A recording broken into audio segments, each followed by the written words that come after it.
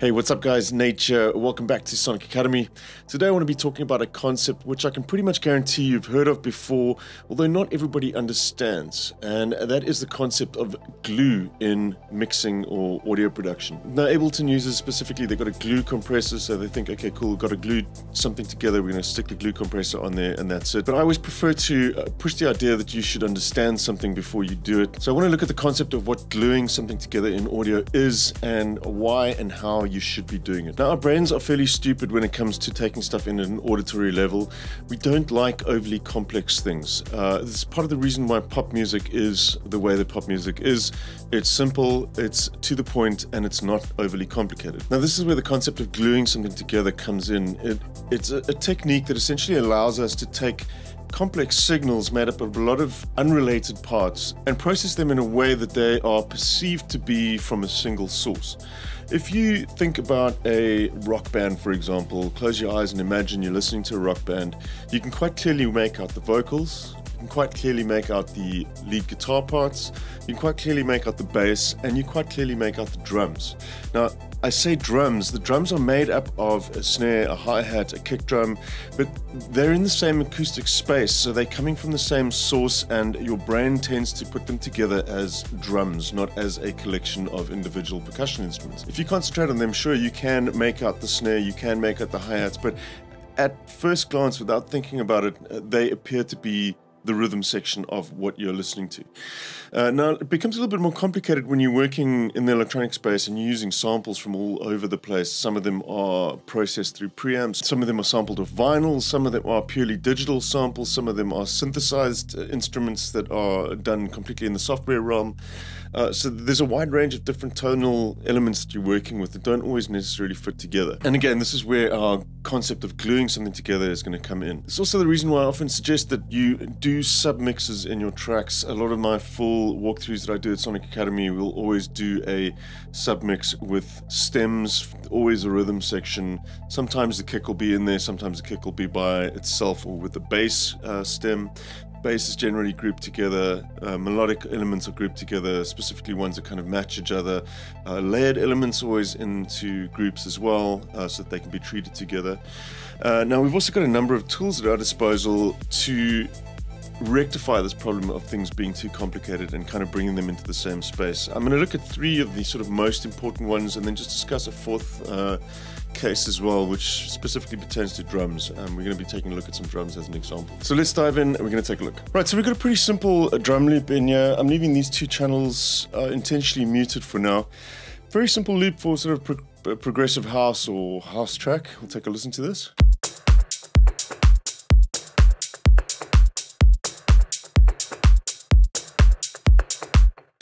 Cool, and we've got everything put into a bus group for the drums. I've got the kick running through here as well. Like I said, sometimes you may want to put the kick separate or have the kick run in with the bass channels. But let's take a look at how we can use this concept of gluing to process this in a way that will kind of bring everything together in the mix. I wanted to just first illustrate this with a pretty extreme example so you can kind of hear what I'm talking about.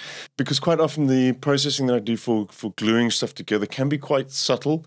But in the end, it does make a big difference. So let's take a listen here. I've dropped a flanger with a bunch of feedback on it. So it's a really, really apparent effect in the mix. And you take a listen here.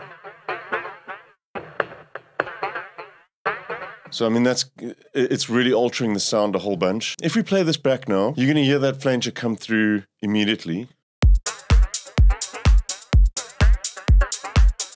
And you can hear now it's this flanged sound which is completely disconnected from the other elements in this group. But take a listen to what happens when I put this onto the bus. Now it sounds like a drum loop that's been flanged with this plugin. And it's because all of the stuff is running through the same thing. And this is exactly what I mean by using glue processing to bring things together. Now, as I said, there's a few different methods that we can use to rectify this and bring things together. We're going to look at distortion or coloration. We're going to look at reverb, and we're going to look at compression, obviously, as well. So let's take a look at reverb first. I've got a plate reverb set up on a send. You typically want to do a send for something like this.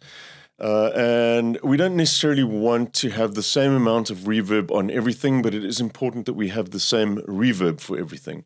You could probably get away with doing 2. Sometimes you may want a bigger reverb on a snare, but then I kind of treat that as the snare treatment. You kind of want to set up like a room reverb or a short plate or something for the actual drum space. And going back to the example that I gave about the drum kit that you listen to with a rock band, you hear it as one element because it's in the same space. Drum kits, when you play them in a room, they take on the tone of that room, they take on the reverb of that room. And we're doing exactly the same thing here. If we look at this, we've got a little bit of plate dialed in. I've actually dialed in a little bit more than what I normally would here, just so you can kind of hear the results. But we've got a little bit of this reverb dialed in at different amounts on each of the channels within this group. And I'm going to then turn on the reverb, and you can kind of hear, again, it's subtle, but you'll hear that everything sort of comes into the same space because they're being treated by the same ambience that we have on this send over here.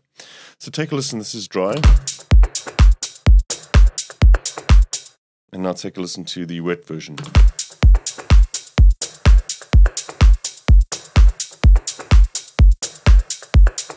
Dry.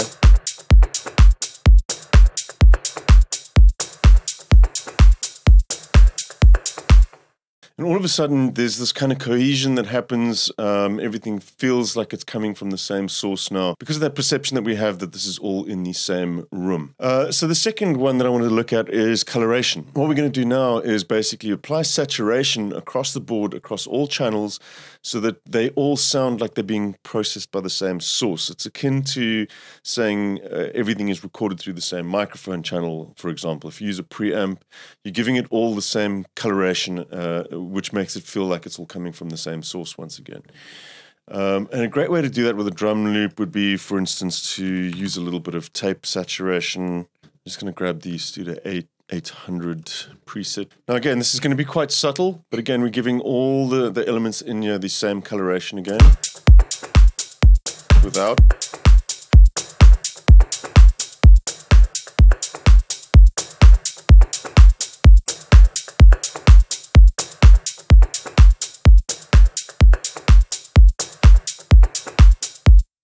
And if you listen really carefully, there's elements, the harmonics that are being added, they are being added into everything now. So the hat channels that are separated from the other hat channels, they're getting the same little bit of crispness and warmth in the top end. The lower elements are getting all the same harmonics added from the same processing that they're running through. And it really kind of adds this little bit of cohesion to everything. Another one that I like to use is Sony Oxford's Inflator to kind of just make all the drums slam a little bit harder.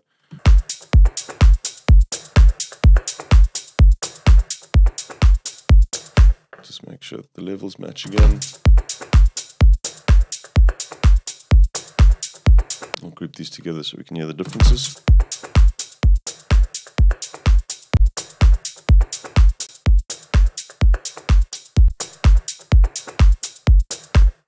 And also remember that when you're applying distortion like some of these things, they actually are effectively changing the dynamics as well, which is going to bring me to the compression that we do on the bus for gluing things together. So we're going to use Sonic Academy's SA76-1176 compressor for this. This is great on drums and great for gluing things together. Coincidentally, the first preset that pops up here is Mix Glue. Let's take a look at how you set this up. We're not trying to squash the life out of this, but we need to make sure that we're catching all of the peaks and also at the same time have a release time that's fast enough so we can bring up some of these quieter sounds closer to the louder sounds. We want to kind of compress everything into that range. Especially with percussive stuff like this, you're going to want a reasonably fast attack, but enough to just let some of those transients through as well. And a reasonably fast release time as well, so that we have time for the sustained parts of the percussion to come up and also bring up some of that room noise and reverb as well, all together so that you have this cohesive sound. Let's play this back and dial in these settings here. I'll just start off with a mild 4:1 ratio.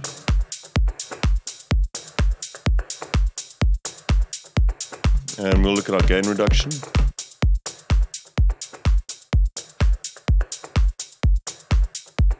I'm looking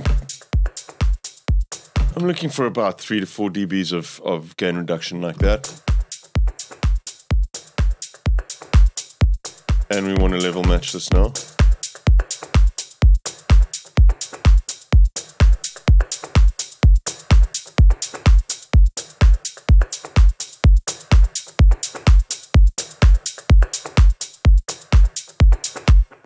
And if you're finding that your kick is getting squashed out a little bit in this, if you're doing the kick in the same stem, you may want to just sort of allow some of that through with the high pass filter for the sidechain. And you could effectively squash a little bit more.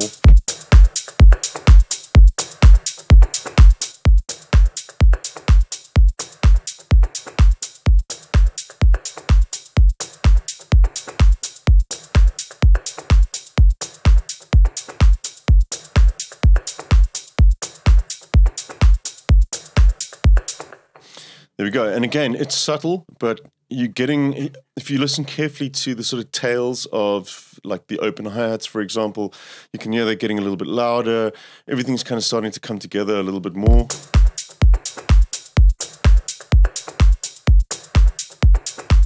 Slightly faster attack.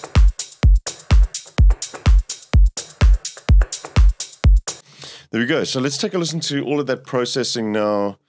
On and off. Obviously our reverb is going to be on here as well, but let's take a listen to the warmth and the dynamics all in on this at the same time. So this is dry.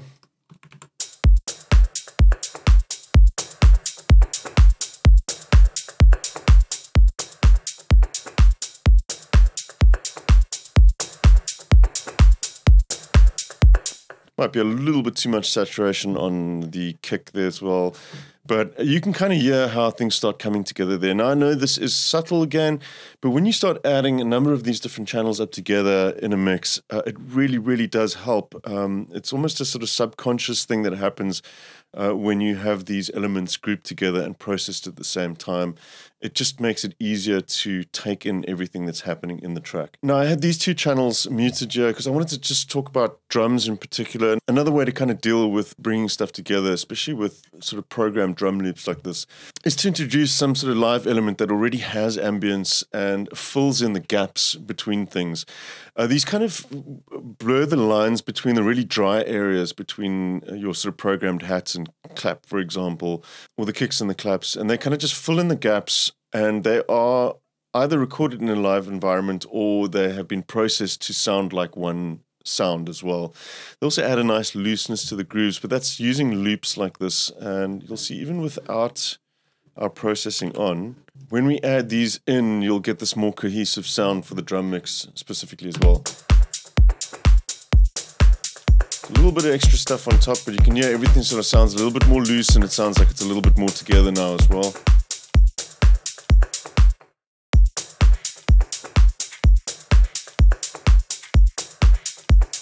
And really soft little loop underneath there, but those ambiences and the treatment from that, it kind of melds into the rest of the dry drums that we have, and it has a similar effect as processing everything together like what we have been doing. Let's stick that all together again and listen to the final result.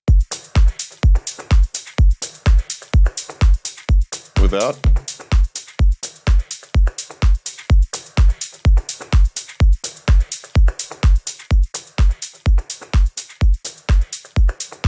And there you go. That's a really good example of how you would glue stuff together, applying the same tonal stuff to all the tracks in the stem, applying the same ambience, and applying the same dynamics in small amounts to everything across the board within that stem to kind of unify all of it together so that it sounds like it's coming from a single source. Cool. And then lastly, the other benefit for doing things like this is it kind of forces you to, like I said, put things into stems, and that really helps at the end of the day when you need to approach your mix. It allows you to focus on more big picture stuff without getting too finicky with small little things. You can kind of look at the mix as a whole, work out there's drums, there's melodic parts, there's your vocals, etc. It's a lot easier to deal with a couple of stems than it is to deal with 100 tracks all doing their own thing.